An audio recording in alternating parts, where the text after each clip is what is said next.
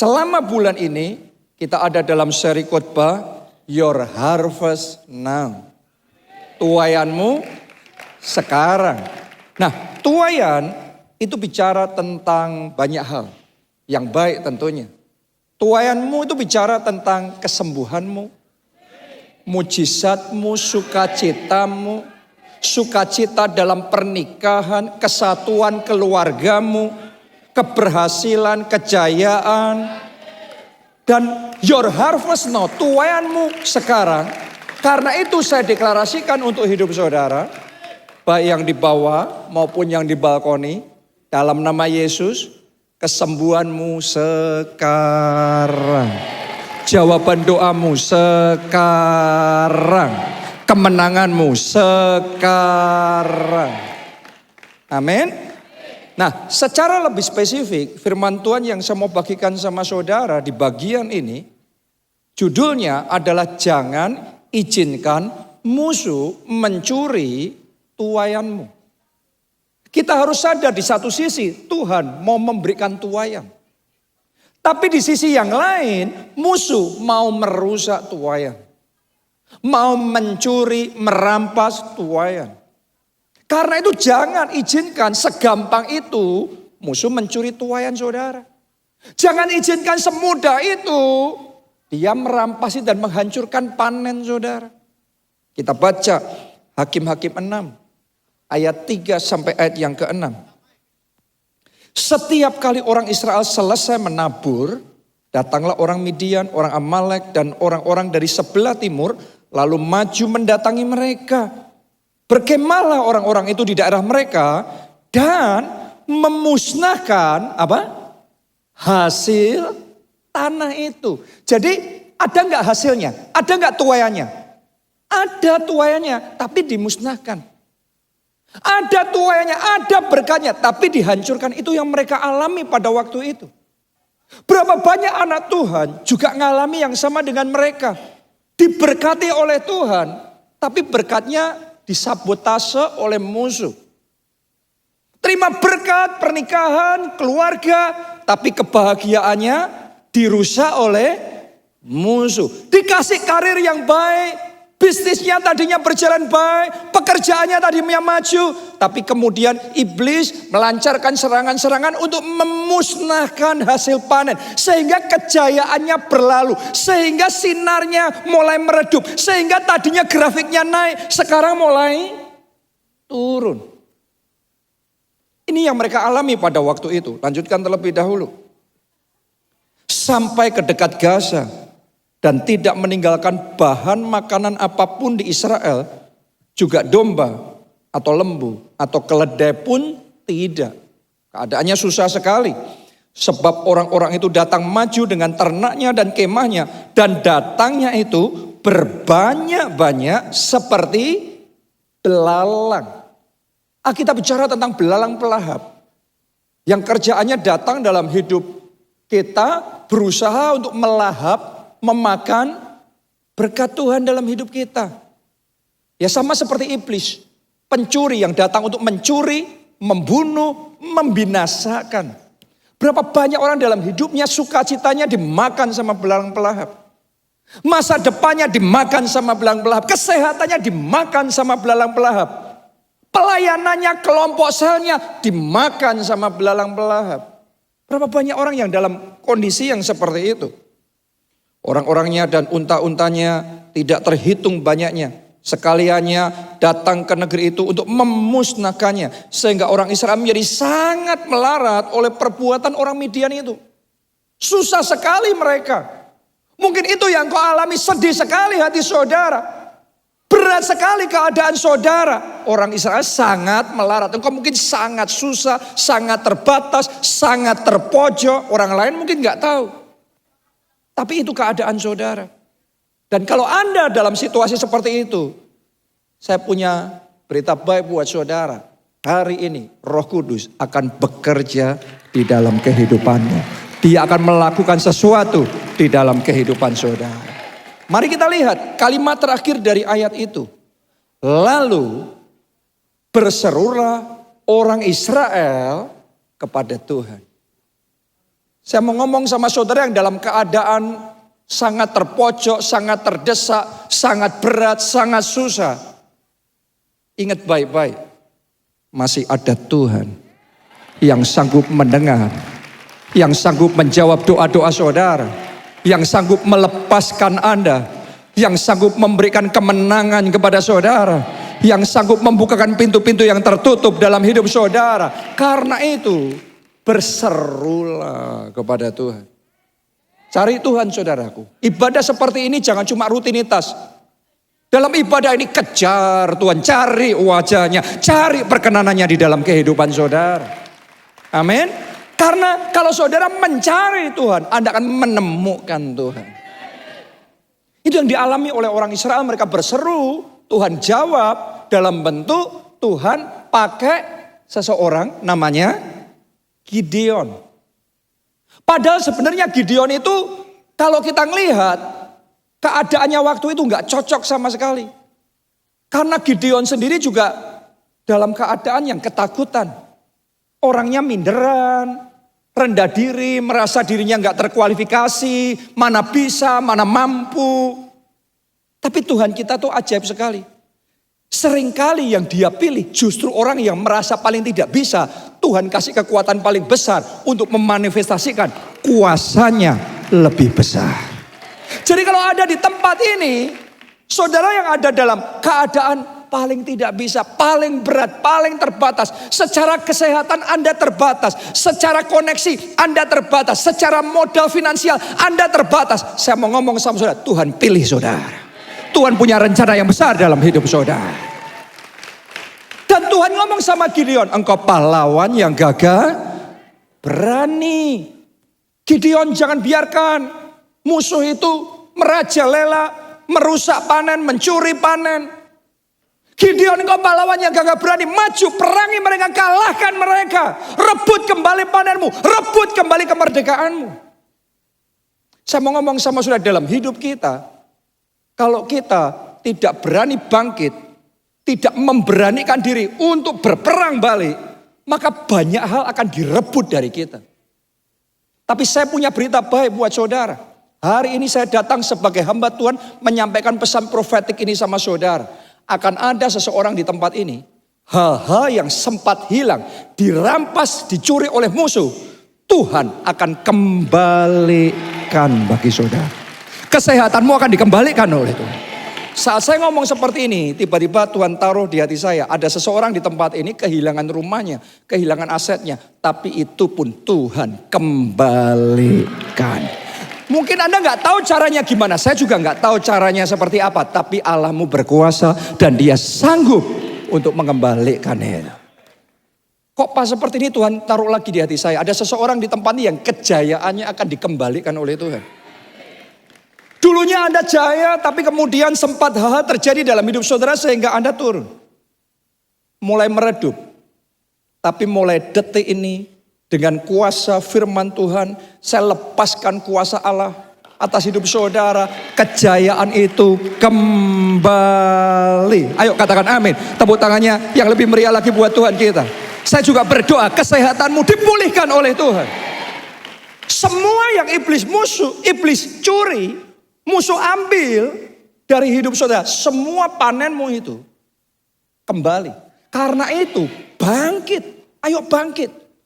Ayo berjuang kembali, rebut kembali kesehatanmu, rebut kembali, usahakan kembali kesatuan keluargamu, kebahagiaan di dalam pernikahan saudara. Amin. Kita akan melihat ya, kalau kisahnya nanti lebih jelas lagi, yang kedua ini adalah kisah tentang Daud. Di Siklak, masih ingat gak saudara kisah itu? Daud baru pulang perang ke perkemahannya. Dia pikir dia akan ketemu sama istri dan anak-anaknya. Ternyata mendekati, kaget dia. Perkemahannya sudah dibakar habis. Hangus semuanya. Kemudian harta benda mereka diambil semua. Istri dan anak-anaknya Daud ditawan. Istri dan anak-anak orang-orangnya Daud ditawan. Itu pukulan kenceng sekali. Dalam sekejap mereka kehilangan segalanya. Panennya dicuri oleh musuh. Dan mereka syok berat. Alkitab mencatat mereka menangis sampai tidak bisa lagi menangis. Ada seseorang di tempat ini, orang lain pikir Anda baik-baik saja. Tapi Anda sedang hancur hati. Anda kalau di kamar nangis sudah nggak tahu lagi apa yang harus Anda buat dengan keadaanmu sekarang. Karena seolah-olah Anda ngelihat kanan kiri, Anda ngelihat depan belakang, semua jalan tertutup buat hidup saudara. Keadaan Daud dan orang-orangnya pada waktu itu menangis sampai tidak bisa lagi menangis. Sesak hati mereka. Mungkin sesak hatimu pada saat ini. Tapi yang luar biasa dalam kondisi seperti itu, Daud melakukan sesuatu yang istimewa sekali. Yang membuat di kemudian waktu, apa yang dicuri oleh musuh bisa kembali lagi. Dicatat dalam Alkitab, Daud menguatkan kepercayaannya kepada Tuhan Allahnya. Anda mau kesehatanmu balik? Anda mau kejayaanmu balik? Nama baikmu balik? Kesuksesanmu balik? Bangkit dalam iman. Ayo kuatkan hati saudara, teguhkan hati saudara. Kalau Anda tetap dalam keadaan hopeless, putus asa, lemah, seperti orang-orangnya Daud waktu itu, gak ada harapan untuk yang hilang bisa kembali. Pemulihan terjadi, dimulai imanmu bangkit terlebih dahulu. Karena itu saya mau ngomong sama saudara, kuatkan, teguhkan hati saudara. Amin. Ketika Daud menguatkan hatinya, kepercayaannya kepada Tuhan Allahnya, Tuhan mulai bicara sama Daud. Tuhan mulai mengurapi Daud. Tuhan mulai memberikan kekuatan yang baru sama Daud. Saya percaya Anda juga sedang terima kekuatan yang baru dari Tuhan saat ini. Dan kemudian Tuhan suruh Daud, Daud kejar itu. Kejar musuh-musuh itu. Perangi mereka, rebut kembali semua yang mereka ambil. Dan Daud menguatkan orang-orangnya. Mereka maju berperang, mereka kalahkan orang Amalek. Dan kemudian mereka dapatkan kembali semua yang hilang kembali. Anda baca di dalam 1 Samuel 30 ayat yang ke-19. Tidak ada yang hilang pada mereka. Padahal belum terlalu lama semuanya hilang. Mungkin saat semuanya hilang, Daud secara manusia akan ngomong, yang penting istri dan anak-anak balik aja sudah cukup. Tapi ternyata ketika Tuhan memulihkan, ditulis, tidak ada yang hilang. Semua yang sempat hilang kembali. Ayat ini jadi rema, jadi rema, jadi rema, jadi rema di dalam hidup saudara. Semua yang sempat hilang, semua yang dicuri oleh musuh kembali. Yang percaya katakan amin, tepuk tangannya boleh yang paling meriah buat Tuhan kita. Tidak ada yang hilang dalam hidupmu. Lanjutkan lagi.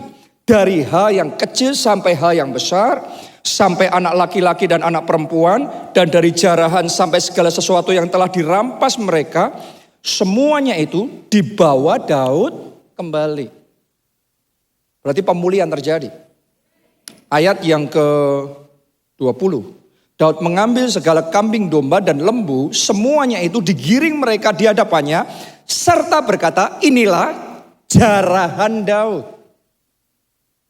Pahamkah saudara, jarahan Daud ini bukan jarahan harta bendanya sendiri yang sudah hilang. Kenapa saya ngomong begitu? Karena musuhnya ini bukan hanya merampasi perkemahannya Daud. Banyak perkemahan kelompok-kelompok yang lain diperangi dan dirampasi sama mereka. Jadi harta bendanya banyak sekali yang dibawa oleh orang-orang Amalek ini. Artinya ketika Daud bisa mengalahkan orang Amalek itu, bukan cuma harta bendanya balik. Harta benda banyak kelompok yang lain sekarang jadi milik Daud. Bukan hanya tidak ada yang hilang, tapi ekstra. Ada seseorang di tempat ini bukan hanya pemulihannya sama seperti kemarin.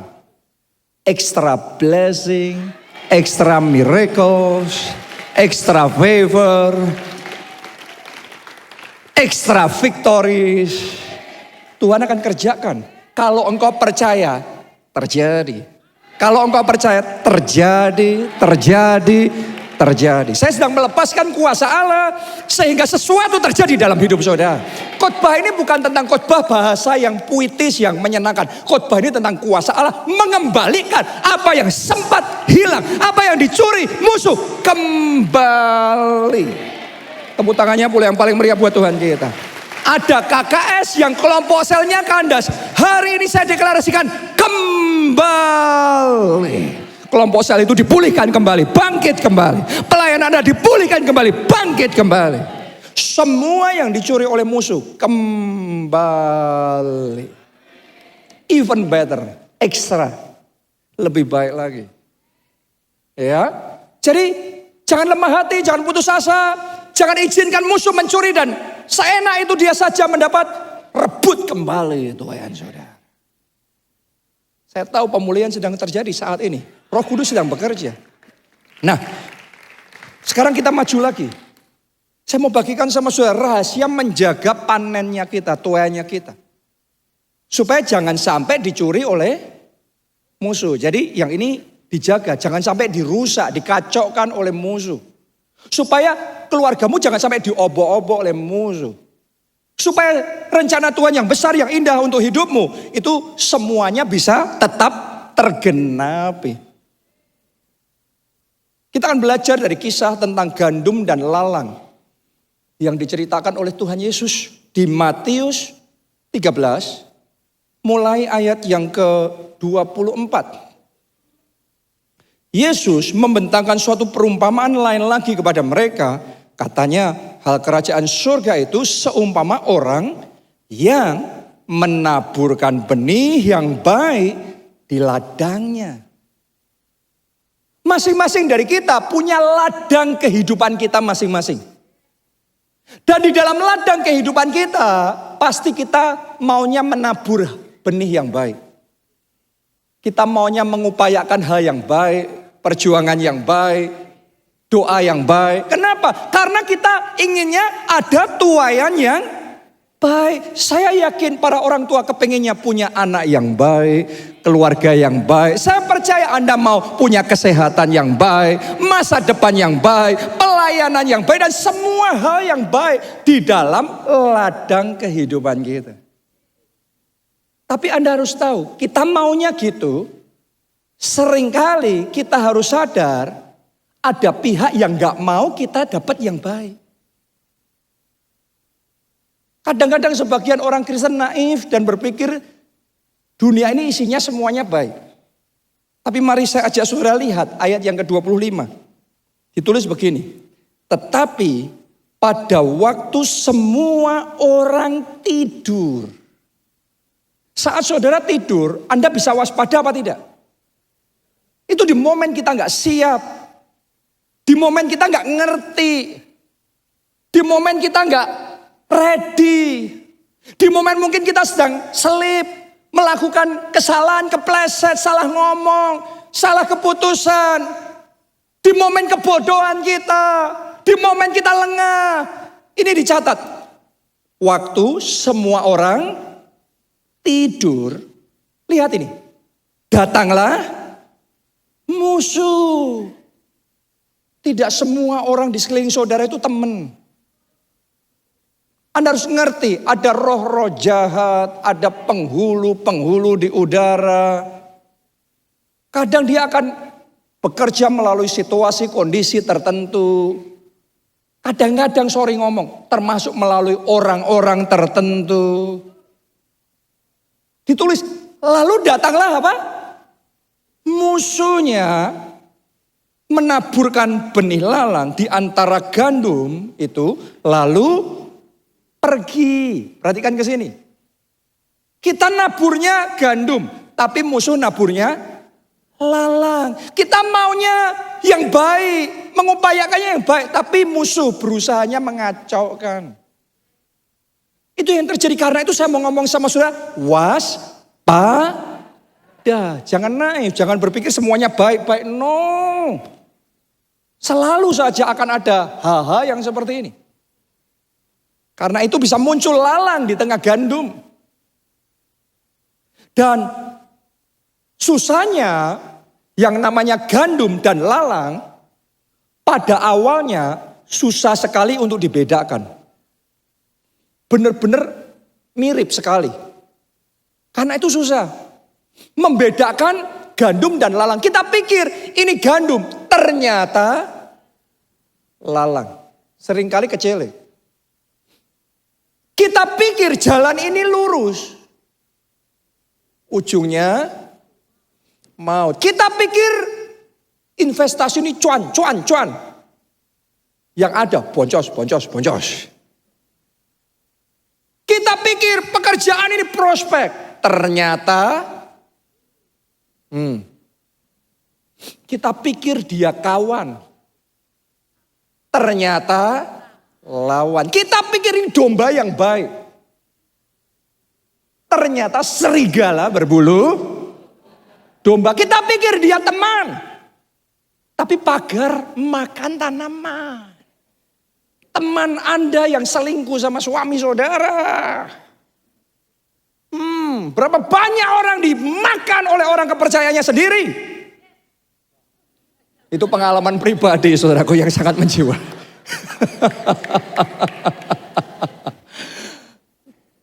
Berapa banyak orang yang ngomong sama saudara mengasihi, ngomong mulut mengasihi, hatinya benci sama saudara. Ngomongnya mendukung, tangannya di belakang nusuk saudara. Susah membedakan yang mana gandum, yang mana lawan. Ayat berikutnya, 26. Ketika gandum itu tumbuh dan mulai berbulir, nampak jugalah lalang itu. Jadi lalangnya nampak setelah bertumbuh gandumnya, lalangnya kelihatan. Oh, ternyata ini lalang. Kita pikir gandum, tapi seringkali nampaknya setelah bertumbuh, alias sudah terlambat. Ketahuannya oh ini lalang, tapi sudah terlambat. Ternyata jahatnya luar biasa. Anda kayak gak percaya, tega banget dia. Tega banget mencelakakan kita sampai seperti itu. Saudaraku, berapa banyak orang alami yang seperti ini.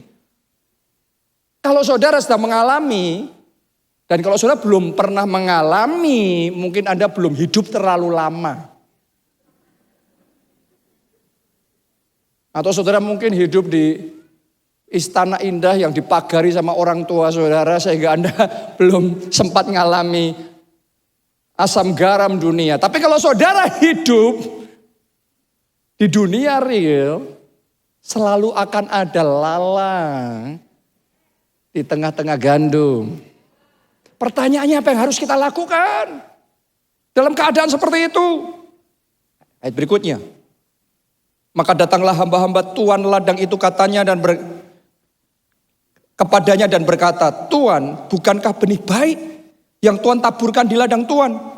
Dari manakah lalang itu? Jawab Tuan itu, seorang musuh yang melakukannya. Dia kenal orang itu, tapi dia ngomong, ini musuh ini. Seorang musuh yang melakukannya. Lalu berkatalah hamba-hamba itu kepadanya, jadi maukah Tuan supaya kami pergi mencabut lalang itu? Kan sekarang sudah ketahuan, oh ini lalang, cabut aja. Mungkin itu yang Anda alami sekarang. Ternyata ini kuntilanak. Pangkas. Ternyata ini Yudas Iskariot, Absalom pengkhianat. Hajar. Mungkin saat ini Anda sedang dalam keadaan yang jengkel. Orang Prancis ngomong getem-getem. What is getem-getem, Bu?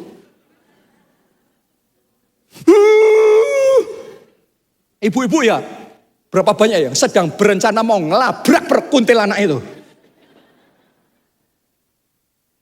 Berapa banyak yang berusaha untuk main hajar. Jengkel sama supplier yang satu itu. Marah dengan relasi bisnis saudara yang satu itu.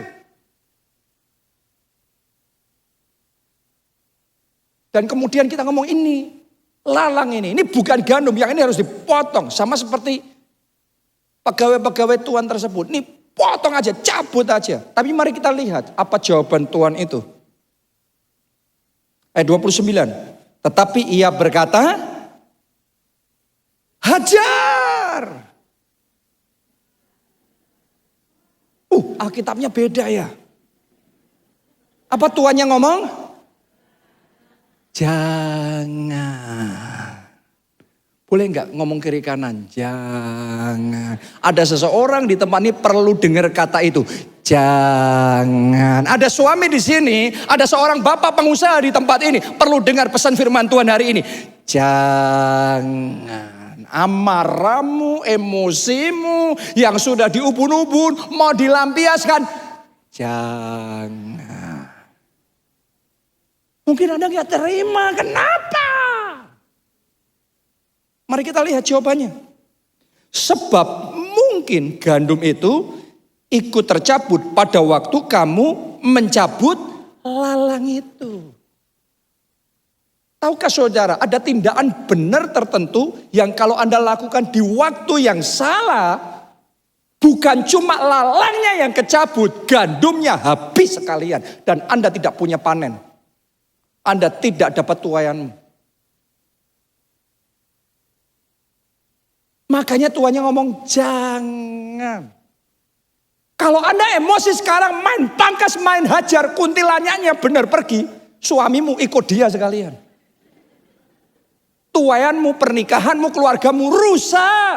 Makanya Tuhan itu ngomong, jangan. Ada hal itu, Anda benar, maksud saudara benar. Itu lalang yang ngerti, Anda nggak bisa terima benar. Tapi Anda hajar sekarang, habis semua tuaianmu. Habis relasi bisnismu. Habis teman-teman saudara. Harus tahu dalam hidup seseorang kadang-kadang ada sifatnya yang baik, ada sifatnya yang kurang baik. Ada gandumnya dia, ada lalangnya dia. Dalam ladang kehidupan kita juga sama, kita maunya semuanya gandum. Kayak pegawai-pegawai itu, begitu ada lalang, hajar semuanya. No. Dalam hidup ini kalau kita mau menuai, kita harus belajar untuk nahan hati walaupun lalangnya ada. Tetap menguasai hati. Karena orang yang menguasai hati lebih daripada orang yang merebut kota. Belajar menguasai hati saudara. Di dalam pekerjaan saudara, belajar menguasai hati. Di dalam hubungan keluarga, belajar menguasai hati saudara. Di dalam pelayanan, belajar menguasai hati saudara. Sehingga tuaianmu tidak hilang. Itu syarat menuai. Kalau waktu itu main hajar, tidak ada tuaian. Dalam hidup sebagian orang tidak pernah ada tuaian. Kenapa? Main hajar tadi. Bertindak di waktu yang salah. Akhirnya hancur, berantakan semuanya. Bisnisnya hancur. Saudara punya relasi, ada sikap baiknya, ada sifat jeleknya. Anda main pangkas. Padahal dia dipilih oleh Tuhan jadi saluran berkat dalam hidupmu. Engkau nggak tahan sama lalangnya, engkau main hajar, engkau kehilangan dia semuanya. Dan kalau engkau lakukan itu sama banyak orang, semua saluran berkatmu Tuhan mau kasih, potongin masing-masing. Gak heran kering dari berkat Tuhan. Bukan karena Tuhan gak mau memberkati, kitanya gak bisa menguasai diri. Akhirnya kehilangan tuaian kita. Kok saya pas ngomong begini, saya gak ngomong di ibadah-ibadah sebelumnya. Ada seseorang di sini, Anda seorang profesional, seorang karyawan, Anda emosi banget dengan sesuatu di tempat kerja saudara, Anda mau berontak, keluar saja. Tapi Anda lanjutkan itu, Anda akan terpotong dari berkat besar, promosi besar yang sebenarnya Tuhan siapkan dalam hidup saudara. Hari ini firman Tuhan menasihati, jangan. Oke? Oh, saya berdoa ada seseorang yang mau mendengarkan firman Tuhan hari ini.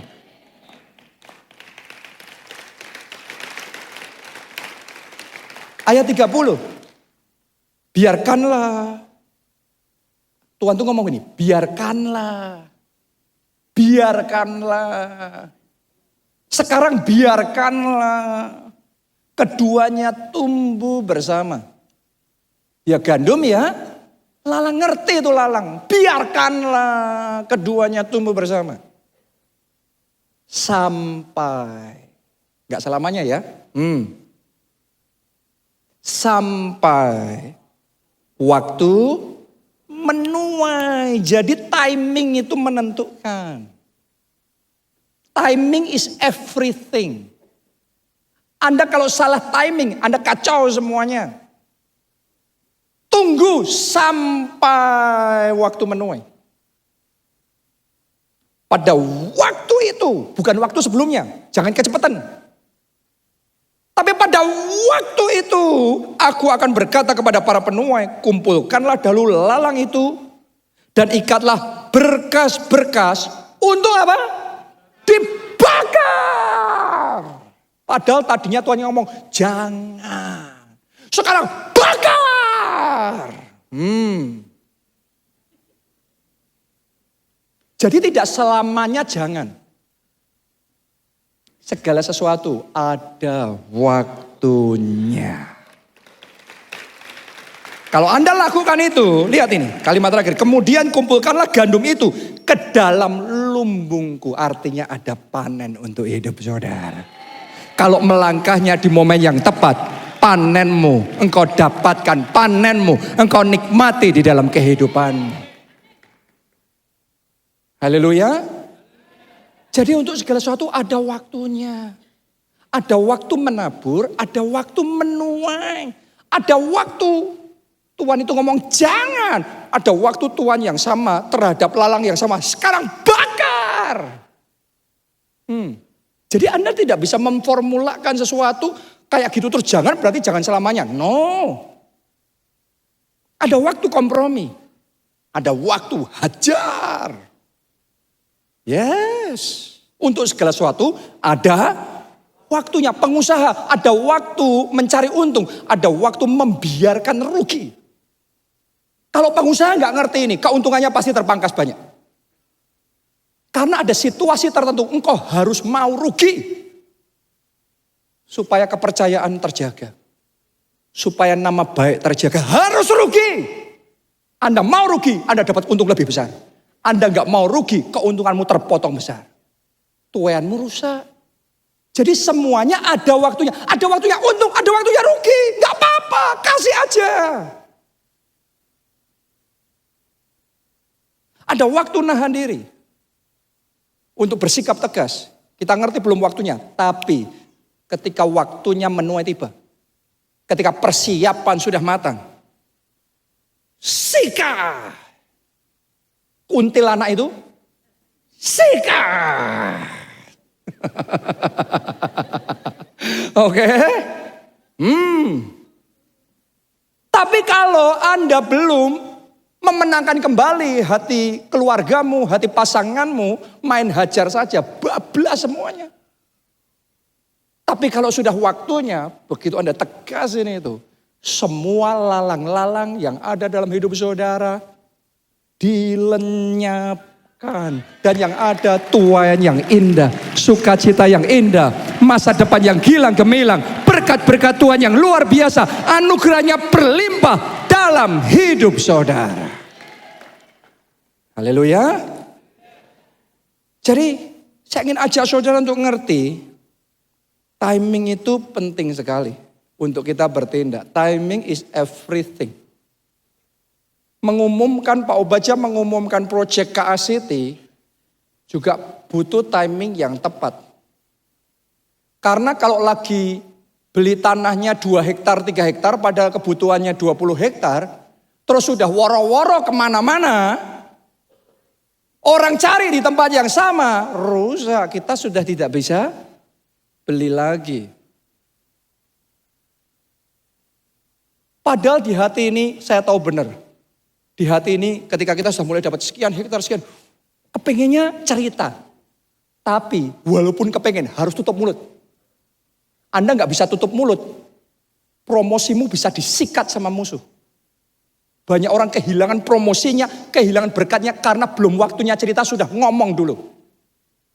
Anda harus tahu bahwa ketika sudah cerita sesuatu yang baik yang akan Tuhan kerjakan, engkau happy. Tapi temanmu belum tentu happy.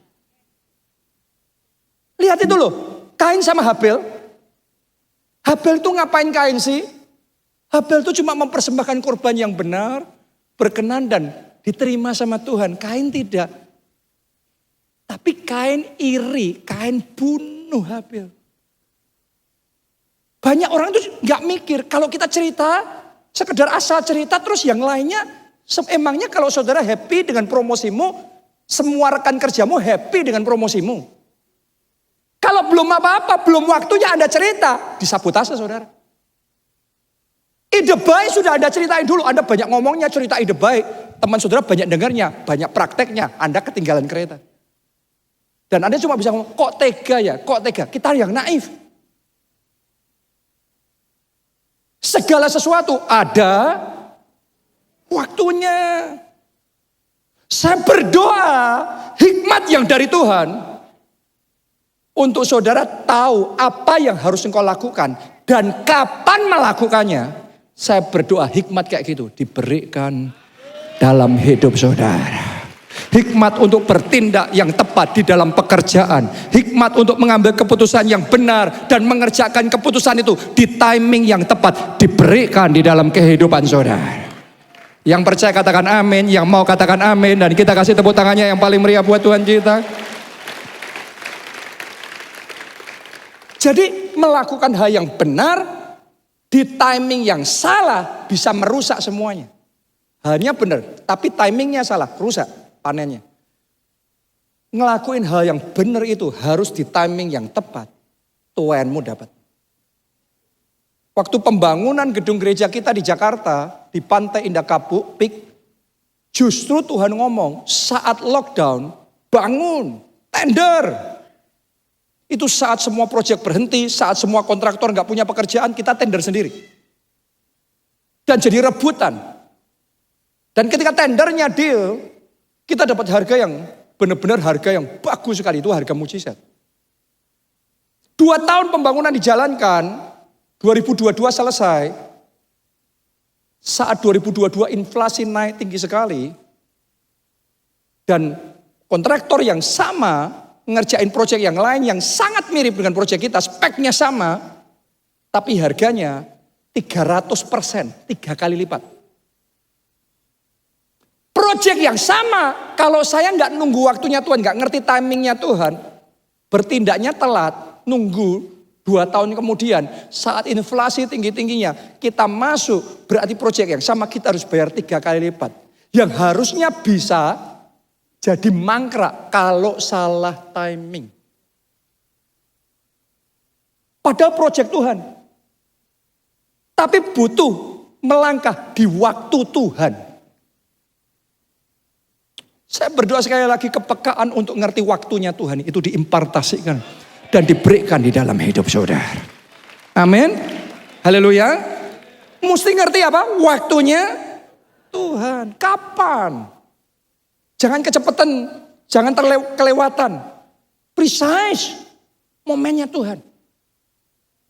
Dan buat saya bulan Oktober ini ada sesuatu yang istimewa. Karena ini kita sedang launching album lagu rohani dari gereja kita, dari KA Worship. Mungkin saudara nggak sadari ya, tapi kemarin UC kan dahsyat sekali itu. Itu UC paling luar biasa yang kita pernah alami dalam sejarah gereja kita sampai dengan tahun ini. Dan salah satu lagu yang andalan yang jadi berkat menjamah banyak orang itu lagu Pengharapanku. Pertolonganku datang darimu, pengharapanku hanya padamu. Itu lagu benar-benar dipakai Tuhan menjamah hati banyak orang. Sampai-sampai saya mendengar kesaksian-kesaksian orang-orang yang nanti usai ibadah ini Anda boleh ke YouTube, ketik Pengharapanku KA Worship. Anda dengerin di situ. Saya sudah dengar cerita-cerita orang yang dengerin itu gak tahan hati ini. Air mata mengalir. Karena itu Roh Kudus menjamah luar biasa. Itu lagu jadi berkat luar biasa. Itu kita recordingnya pas momen puncak UC. September kemarin. Tapi Oktober nih timing yang tepat untuk launchingnya. Oke. Kenapa saya ngomong begitu? Karena di bulan Oktober nih banyak hal, momen yang istimewa. Hari Jumat kemarin 13 Oktober, gereja kita di Jogja ngadain prophetic worship night. Dan itu penuh sesak luar sampai nggak cukup luber-luber di luar harus dipasangin kursi semuanya.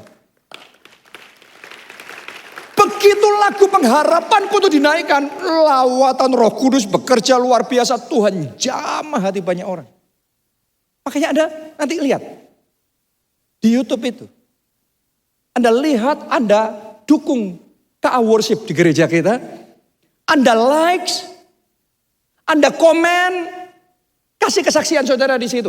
Anda sharekan sama teman-teman saudara. Dan kemudian waktu kelompok saya, kalau boleh ya saya ajak di kelompok saya nyanyiin lagu itu. Nyanyiinnya sambil recording gini. Terus postingkan di sosial media saudara. Postingkan di sosmedmu dan kemudian tagkan ke akun saya JSM atau Pak Obaja atau Pastor Nita atau KA Worship. Mari kita berdoa bersama. Lagu ini gereja kita jadi berkat. Untuk Indonesia jadi berkat. Amin. Haleluya. Ayo kita nyanyikan lagu ini bersama-sama ya. Mari semuanya bangkit berdiri, bangkit berdiri. Tim PW, cepat. Mesti tahu timing yang tepat kapan khotbahnya selesai. Langsung masuk. Kita kasih tepuk tangan buat tim PW yang luar biasa.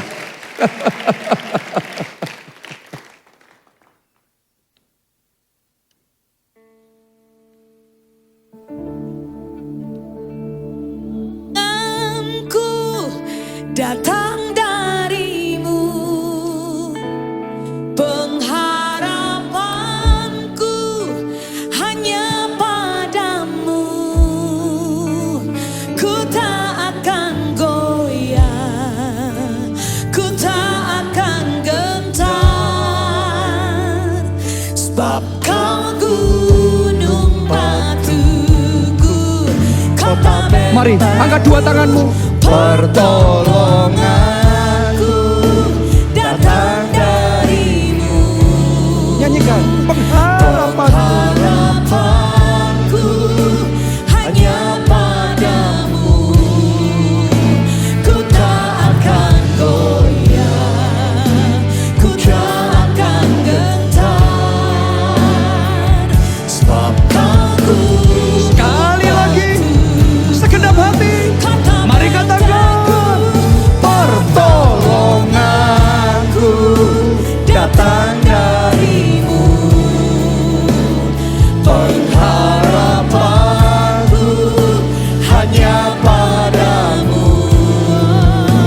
Ku tak akan goyah, ku tak akan gentar, sebab kau gunung batuku, kota benteng keselamatanku.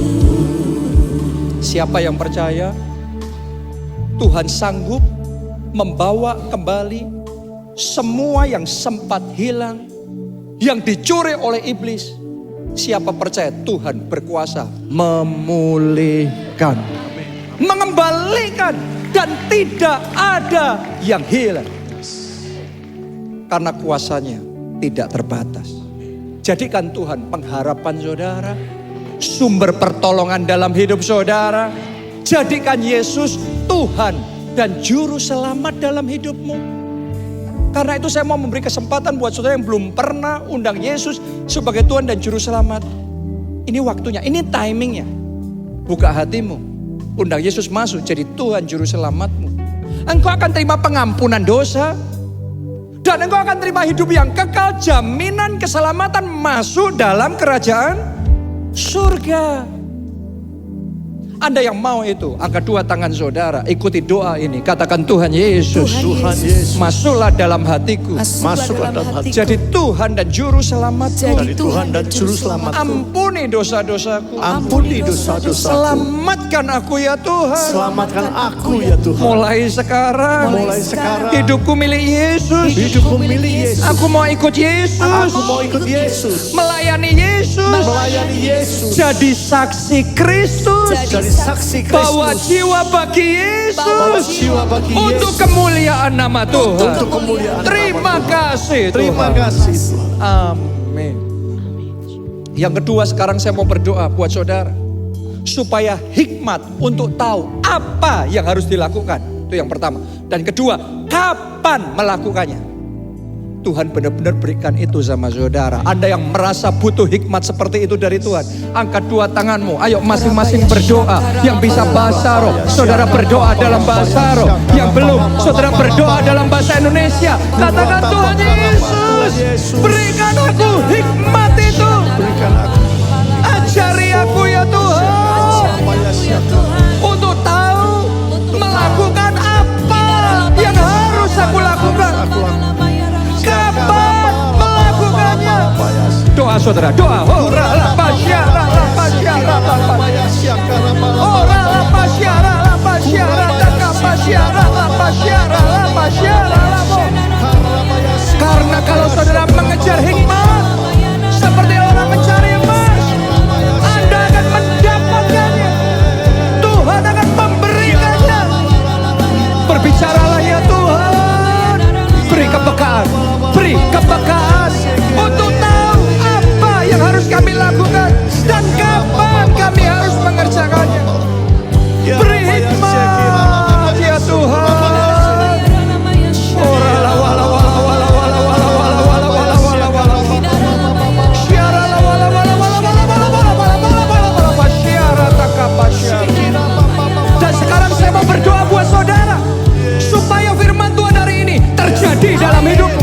Supaya pemulihan terjadi dalam hidupmu. Mari angkat dua tangan saudara. In the name of Jesus. Aku deklarasikan saat ini juga kuasa Allah dilepaskan.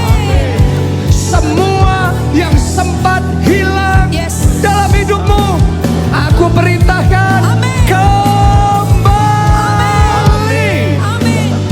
Semua yang sempat dicuri oleh musuh, saat ini aku deklarasikan kembali.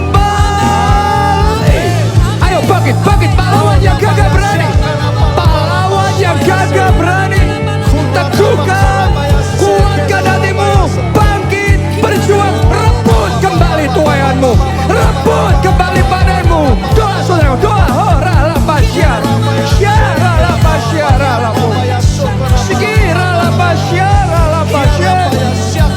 Ora la pasyara la pasyara la sikira la pasyara la. Pertolonganku datang darimu, pengharapanku hanya padamu.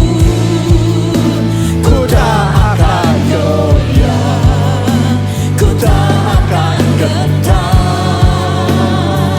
sebab Kau gunung batu. Yang terakhir, mari yang terbaik, lambaikan tanganmu.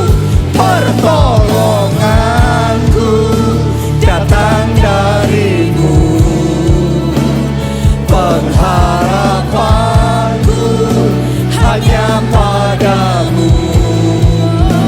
Ku tak akan goyah, ku tak akan gentar, sebab Kau gunung batuku, kota benteng keselamatanku. Yang terakhir katakan, sebab Kau gunung batuku, kota benteng keselamatanku. Lebih meriah lagi buat Tuhan kita. Haleluya. Terima kasih Tuhan. Haleluya. Bersama-sama katakan, Amin.